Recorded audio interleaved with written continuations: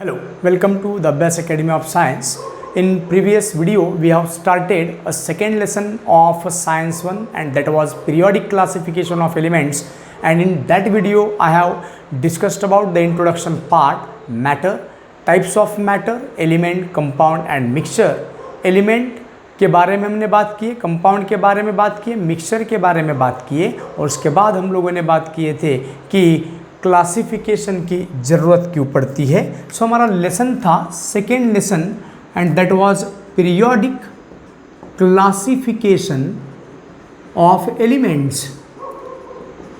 सो जितने भी पूरा ब्रह्मांड हमारा अगर देखते हो तो पूरा का पूरा ब्रह्मांड ये 118 एलिमेंट्स के कॉम्बिनेशन से बना हुआ है।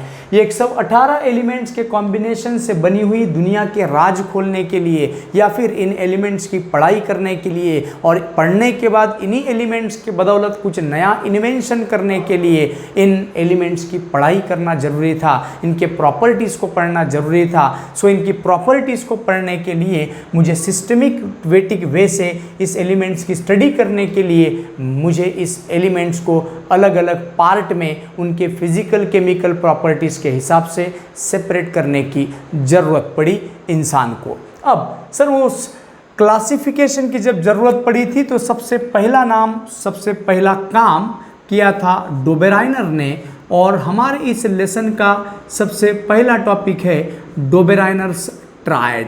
सो now what do you mean by Dobereiner triad. So सबसे पहले तो मैं बात करूंगा कि डोबेराइनर ट्रायड कौन थे। सो डोबेराइनर ट्रायड ये एक जर्मन साइंटिस्ट थे जिनने 1817 में एलिमेंट को उनके प्रॉपर्टीज़ के हिसाब से क्लासिफाई करने की शुरुआत की थी। क्या किया था डोबेराइनर नाम के साइंटिस्ट ने। सो डोबेराइनर नाम के साइंटिस्ट ने कहा था कि कोई भी एलिमेंट्स की जो फंडामेंटल प्रॉपर्टी होती है वो फंडामेंटल प्रॉपर्टी होती है उसका atomic mass number. So Dobereiner relate the properties of elements with their atomic mass number। तो कोई भी एलिमेंट की जो प्रॉपर्टीज होती है दोस्तों ये उनके एटॉमिक मास नंबर के ऊपर डिपेंड होता है, ऐसे डोबेराइनर ने कहा था। सर सवाल ये है कि अब ये एटॉमिक मास नंबर क्या है। तो ये सब चीज़ें भी आप लोग 8th 9th में आप लोग पढ़ चुके हो। जस्ट रिकॉल करते हैं कि सर ये एटॉमिक मास नंबर क्या होता है। कोई भी एलिमेंट का सबसे छोटा पार्ट, मैंने आपको प्रीवियस वीडियो में ही बताया कि कोई भी एलिमेंट का सबसे छोटा पार्ट होता है दोस्तों एटम। और एटम के स्ट्रक्चर के तरफ चलते हैं तो एटम स्फेरिकल शेप का है, उसके सेंटर में छोटा सा न्यूक्लियस है और इस न्यूक्लियस के अंदर है पॉजिटिव प्रोटॉन्स और न्यूट्रल न्यूट्रॉन्स, जबकि इस न्यूक्लियस के अराउंड में घूमते रहते हैं निगेटिवली चार्ज्ड इलेक्ट्रॉन्स। तो ये चार्ज पार्टिकल्स प्रेजेंट है इस कोई भी एलिमेंट के एटम्स के अंदर। तो कोई भी एलिमेंट में एक चीज हमेशा ध्यान रखो कि जितनी प्रोटॉन्स की संख्या रहेगी उतनी ही निगेटिवली चार्ज इलेक्ट्रॉन्स की संख्या रहेगी। जितना पॉजिटिव चार्ज उतना ही negative charge. So in any atom the number of protons are always equals to the number of electrons. So protons की संख्या और इलेक्ट्रॉन्स की संख्या हमेशा समान रहती है, चाहे आप कोई भी एलिमेंट का एटम ले लो।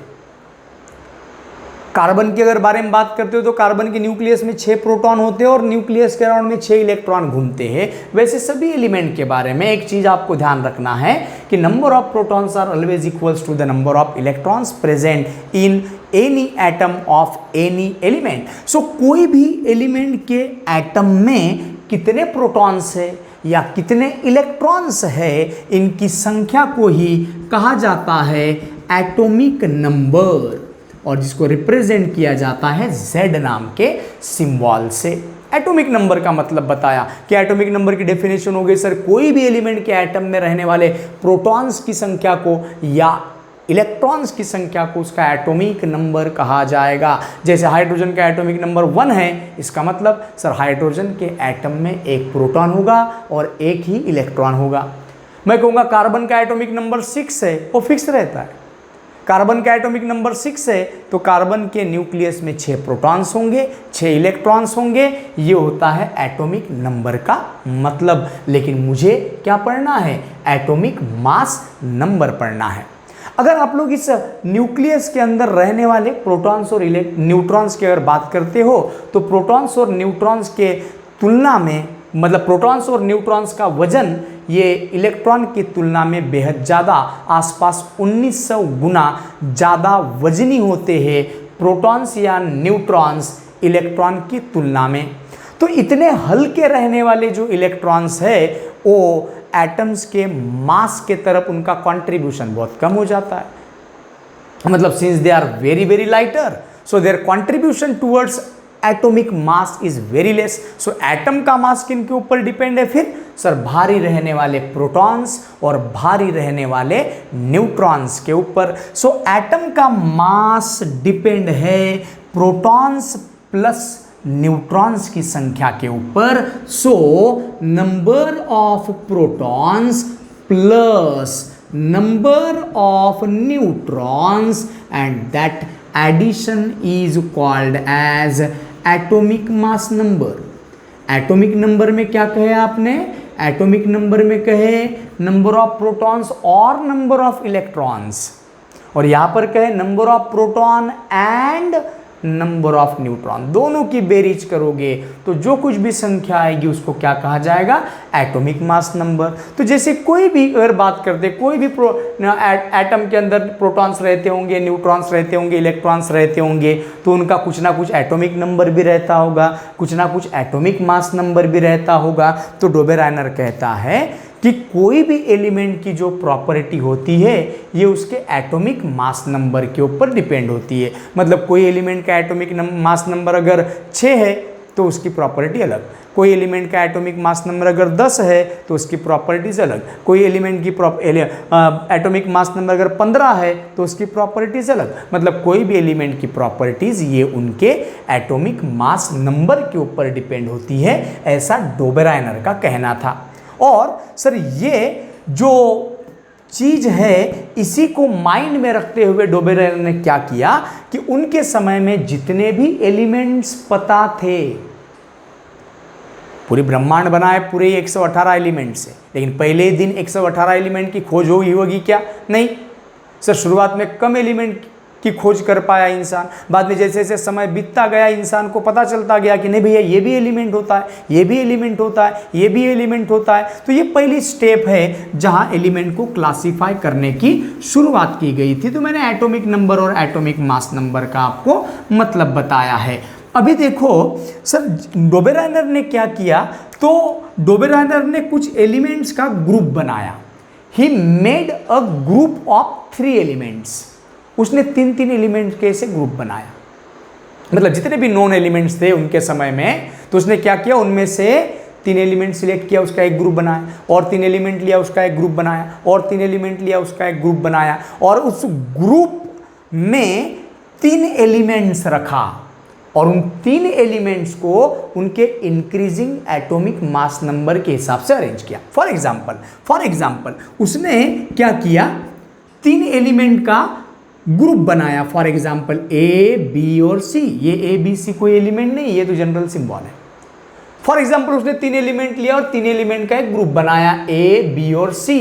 तो सर ए का भी कुछ ना कुछ एटॉमिक मास नंबर होगा, बी का भी कुछ ना कुछ एटॉमिक मास नंबर होगा, और सी का भी कुछ ना कुछ एटॉमिक मास नंबर होगा। ये फर्स्ट, ये सेकेंड, ये थर्ड, ये फर्स्ट, ये मिडल, ये थर्ड। समझ में आ रहा है? तो अभी sir increasing atomic mass number के हिसाब से अरेंज करना है। मतलब ए का एटॉमिक मास नंबर कम रहे, उससे ज़्यादा कौन रहे, बी रहे, उससे ज़्यादा कौन रहे, सी रहे। So he arrange the known elements according to their increasing atomic mass number and he found that कि इसका एटॉमिक मास नंबर, इसका एटॉमिक मास नंबर, इसका atomic mass number. So increasing atomic mass number के हिसाब से arrange किया। मान के चलो कि ए का एटॉमिक मास नंबर x होगा, बी का एटॉमिक नंबर y होगा, सी का एटॉमिक मास नंबर z होगा। तो x से ज़्यादा कौन रहेगा, y से ज़्यादा कौन रहेगा, z रहेगा।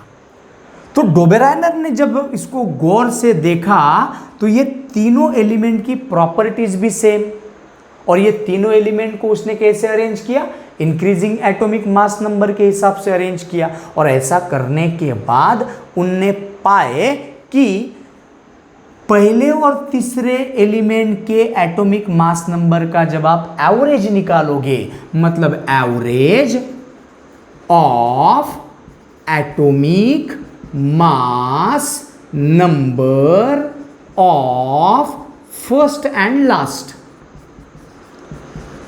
पहिला आणि शेवटचा इन्क्रीजिंग ॲटॉमिक नंबरनुसार अरेंज केल्यानंतर पहिला आणि शेवटचा त्यांच्या ॲटॉमिक मास नंबरचा ॲव्हरेज काढायचा आहे। आणि जो ॲव्हरेज जेव्हा काढाल तर तो उत्तर तुम्हाला दिसेल इक्वल्स टू मधल्या एलिमेंटच्या ॲटॉमिक मास नंबर इतका, म्हणजेच equals to atomic mass number of middle element. So atomic mass number of middle element ये पाए। और ये जो तीन एलिमेंट्स का अब जो ग्रुप बनाया था जिनकी प्रॉपर्टीज एक दूसरे से मिलती जुलती दिख रही थी, मतलब सिमिलर दिख रही थी, और पहले और तीसरे एलिमेंट का एटॉमिक मास नंबर का एवरेज जब निकाला तो वो एवरेज किसके एटॉमिक नंबर इतना आया, बीच वाले एलिमेंट के एटॉमिक मास नंबर इतना आया। तो ये तीन एलिमेंट्स के ग्रुप को डोबेराइनर ने ट्रायड कहा।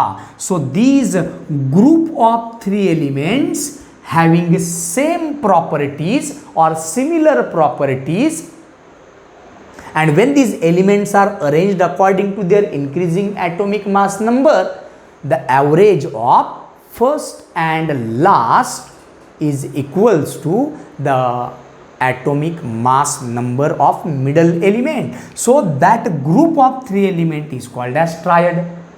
तो ये तो ए बी सी मैंने एक ऐसे एग्जाम्पल ले लिया, मतलब जनरल ले लिया। पर्टिकुलर एग्जाम्पल की तरफ अगर चलते हो तो उसने फिर देखा प्रैक्टिकली कि लिथियम लिया उसने, लिथियम नाम का एलिमेंट, सोडियम नाम का एलिमेंट लिया, और लिथियम सोडियम पोटेशियम नाम का एलिमेंट लिया।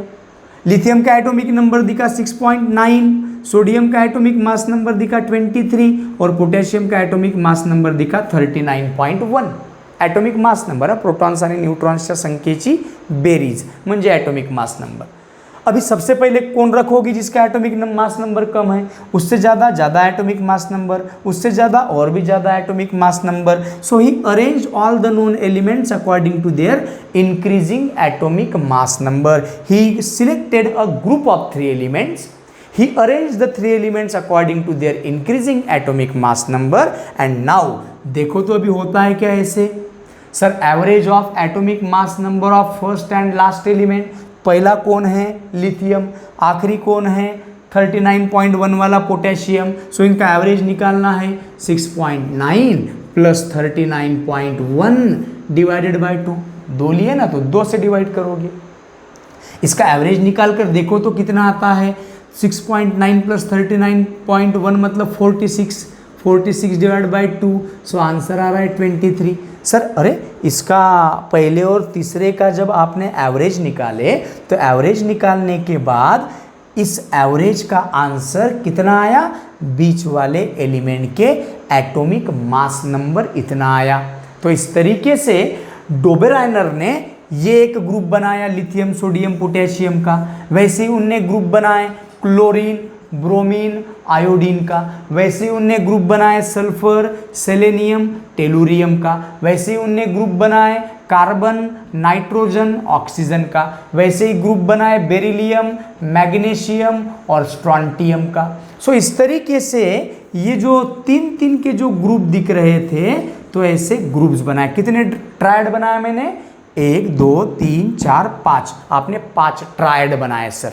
सो यहाँ पर भी आप ऐसे ही अप्लाई करोगे इनका एटॉमिक मास नंबर लिखकर तो आपको वैसे ही दिखेगा, पहले और आखिरी एलिमेंट के एटॉमिक मास नंबर का एवरेज निकालोगे तो कितना आएगा, बीच वाले एलिमेंट के एटॉमिक मास नंबर इतना आएगा। And this is the Dobereiner triad. तो ये डोबेराइनर का कहना था। तो क्वेश्चन क्या रहता है, write a short note on Dobereiner triad. तो क्या लिखोगे आप लोग आंसर में? 2 मार्क के लिए क्वेश्चन पूछते हैं तो कि Dobereiner correlate the properties of element with their atomic mass number. He selected a group of 3 elements and arrange these 3 elements according to their increasing atomic mass number. He found that the average of atomic mass of first and last element was equals to or approximately equals to आसपास the atomic mass of middle element, and these group of 3 elements having similar properties, so this is called as a triad. और example के तौर पर आप lithium, consider example of lithium, sodium and potassium having atomic masses 6.9, 23, 39.1. so average atomic mass of first and last element is equals to the atomic mass of middle element.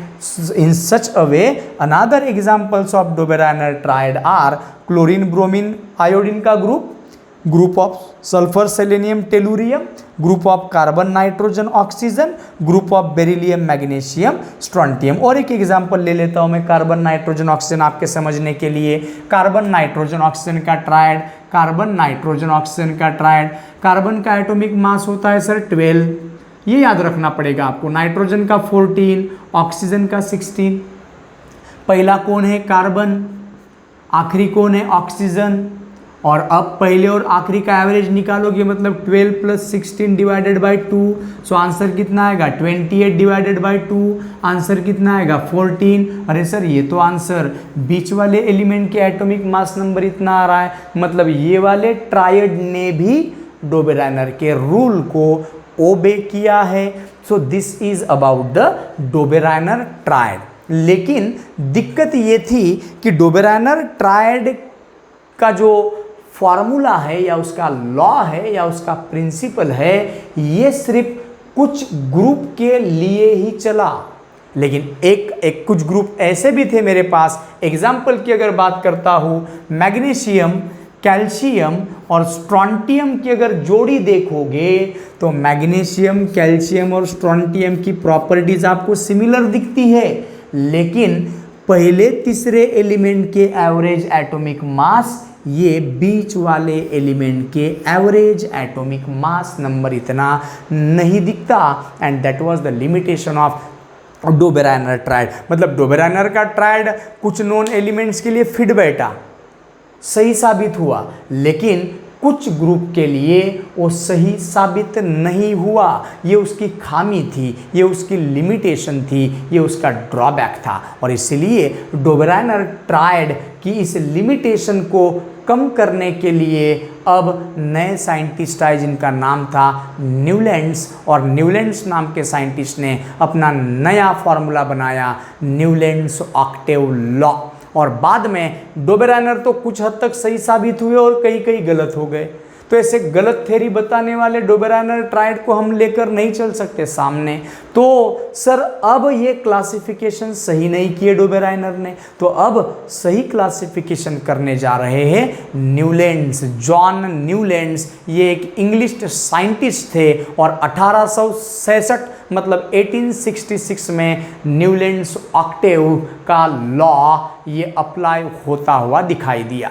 लेकिन Newlands Octave को पढ़ने के पहले जैसे कि notes में कुछ questions है या कुछ एग्जाम्पल्स है, हम उसको भी सॉल्व कर लेते हैं। देख लो अभी कौन से क्वेश्चन रह सकते हैं डोबेराइनर ट्रायड के ऊपर। पहला क्वेश्चन तो रह सकता है आपको right a short note on Dobereiner triad, या फिर मैं इसी डोबेराइनर ट्रायड के ऊपर कुछ अलग तरीके से भी क्वेश्चन आपको पूछ सकता हूँ। जैसे कि मैं एक आध एग्जाम्पल यहाँ पर लिख देता हूँ, question related to the Dobereiner triad. So या फिर 1 मार्क के लिए क्वेश्चन रह सकता है write a short note on triad, ऐसे write a definition of triad. So triad is a group of 3 elements when these 3 elements are arranged according to their increasing atomic mass number, the average of atomic mass of first and last element was approximately equals to the atomic mass of middle element, so that is triad। so इससे related questions क्या क्या रह सकते हैं, तो मैं कुछ एक एग्जांपल ले लेता हूँ जैसे कि नोट्स में है। So 3 3 elements are given, notes में क्वेश्चन है ये, 3 elements are given A B and C. तो आपको कितने एलिमेंट दिए गए? 3 एलिमेंट। कौन से? ए बी और C, having similar properties with, having similar properties, उनकी प्रॉपर्टीज भी सिमिलर दिखती है, having similar properties with atomic mass number, atomic mass number, atomic mass number दिया है 7, 23 एंड 39। सो अब इससे रिलेटेड आपको कुछ सब क्वेश्चन सॉल्व करने हैं। पहला सब क्वेश्चन आपको पूछा गया है कि calculate the average atomic mass of A and C, calculate the average atomic mass of A and C, A और सी का एवरेज एटॉमिक मास नंबर निकालो। उसके बाद में सेकेंड आपको क्वेश्चन उसी में सब क्वेश्चन पूछा जाता है कि compare the average atomic mass, compare the average atomic mass of A and C with, compare average atomic mass of A and C with B, क्योंकि बीच वाला एलिमेंट बी है। और तीसरा सब क्वेश्चन आपको रहता है इसमें कि what could be the element A B C, so what could be the element, what could be the element A, B and C। ऐसे क्वेश्चन रह सकता है आपको एग्जाम में 3 मार्क के लिए। तो देखो अभी इसको सॉल्व कैसे करेंगे।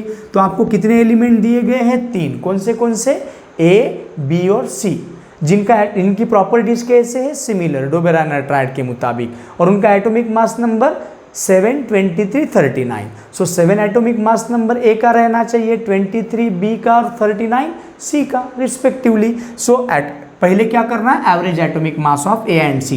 देखो पहले का answer, average atomic mass of A and C. कैसे निकालोगे ए एंड सी का average atomic mass? Sir A का एटॉमिक मास कितना है? 7, सी का मतलब तीसरे का 39 डिवाइडेड बाय 2, तो ये आ जाएगा सर 39 प्लस 7 मतलब 46 divide by 2 and 46 divide by 2 मतलब 23। सेकेंड सब क्वेश्चन क्या है? Compare the average atomic mass with B. तो एवरेज एटॉमिक मास कितना है? 23, और बी का एटॉमिक मास कितना है? 23। तो एवरेज एटॉमिक मास ये कितना आ रहा है? बी एलिमेंट के इतना ही आ रहा है। सो मैं कहूँगा एवरेज एटॉमिक मास किसका? Of A and C is equal to, किसके इक्वल है? Equal to the atomic mass of किसका? बी। हो गया सेकेंड सब क्वेश्चन का आंसर। अब तीसरा सब क्वेश्चन देखो, तीसरा सब क्वेश्चन क्या रहेगा? Sir what could be the element A B C. Sir A का एटॉमिक नंबर यदि 7 है, बी का एटॉमिक नंबर यदि 23 है, और सी का एटॉमिक मास नंबर यदि 39 है, तो सर ए नाम का एलिमेंट रहना चाहिए लिथियम, बी नाम का एलिमेंट रहना चाहिए बेरिलियम, सोडियम, और सी नाम का एलिमेंट रहना चाहिए पोटेशियम। तो मेरा आंसर क्या हो जाएगा? हमारा आंसर होगा तीसरे पॉइंट का, the given element should be lithium with atomic number 7, sodium with atomic number 23 and potassium with atomic number 39। तो ये हो गया सर हमारा डोबेराइनर ट्रायड से रिलेटेड दूसरा क्वेश्चन। उसके बाद में वैसे ही डोबेराइनर ट्रायड से रिलेटेड मुझे क्वेश्चन पूछा जा सकता है। मैं फिर से एक 3 मार्क के लिए क्वेश्चन अटेम्प्ट कर रहा हूँ, आप लोग ध्यान से नोट कीजिएगा ये सब चीज़ें। अब फिर से तीसरे क्वेश्चन की तरफ चलता हूँ कि और मुझे क्या क्वेश्चन पूछा जा सकता है इस डोबेराइनर ट्रायड के ऊपर। तो नोट्स में ही दिया गया है सर ऐसे क्वेश्चन, नोट्स के ही क्वेश्चन मैं यहाँ पर एक्सप्लेन कर रहा हूँ। सो क्वेश्चन नंबर जो कुछ भी है डोबेराइनर ट्रायड से रिलेटेड क्या क्वेश्चन है? क्वेश्चन क्या रह सकता है? क्वेश्चन रह सकता है A B C is a Dobereiner triad, A B C is a Dobereiner triad. Question है ये 3 मार्क के लिए पूछा जा सकता है। सो ए नाम का एक एलिमेंट, बी नाम का एक एलिमेंट और सी नाम का एलिमेंट, और ये तीनों का ग्रुप बना दिया तो उसको क्या कहा गया? Dobereiner triad. अब compare the following chart and give the reason. Compare the following chart and give the reason. अब रीजन किसके लिए देना है देखो। सो पहले ABC is a Dobereiner triad, compare the following chart we and give the reason for the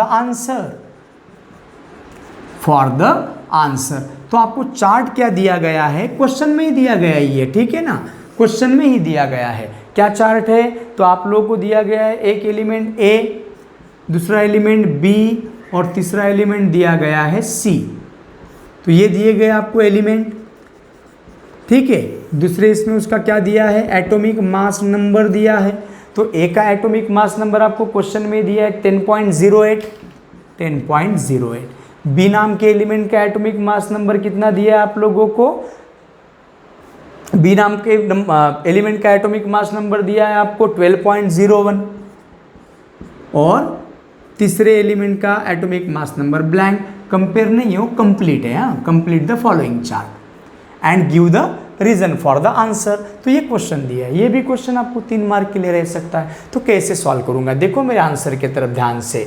सबसे पहले मैं लिखूंगा कि given ABC is a Dobereiner triad, है ना, डोबेराइनर ट्रायड है और इनने ही कहे ना कि ये डोबेराइनर ट्रायड है करके।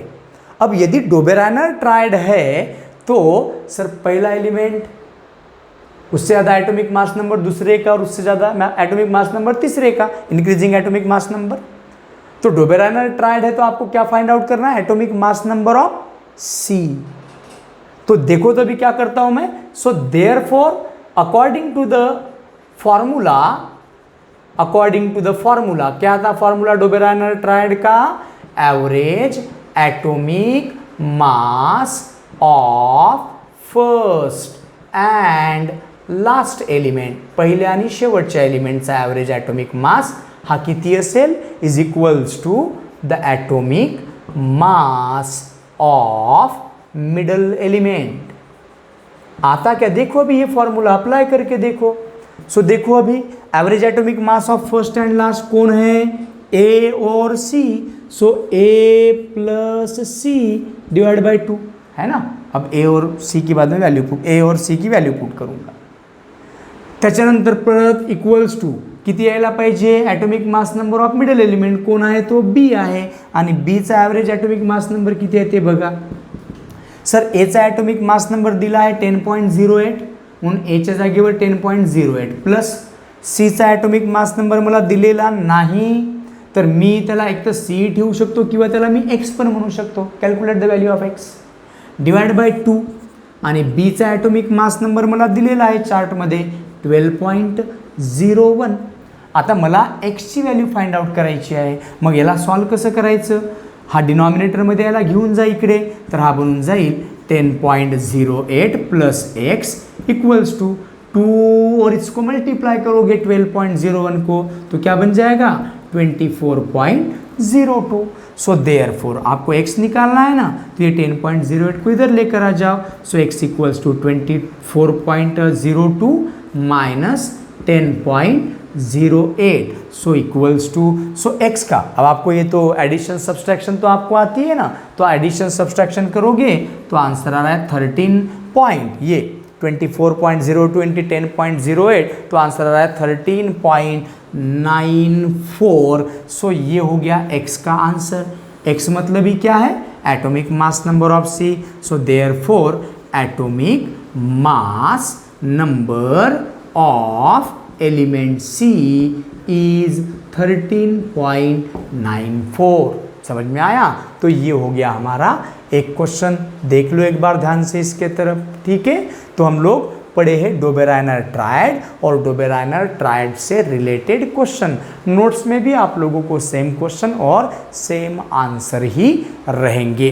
अब मैं चल रहा हूँ डोबेराइनर ट्रायड की लिमिटेशन के बाद किसके तरफ, न्यूलैंड्स ऑक्टेव के तरफ। तो न्यूलैंड्स ऑक्टेव के बारे में हम लोग देखेंगे नेक्स्ट वीडियो में। So here I have to stop.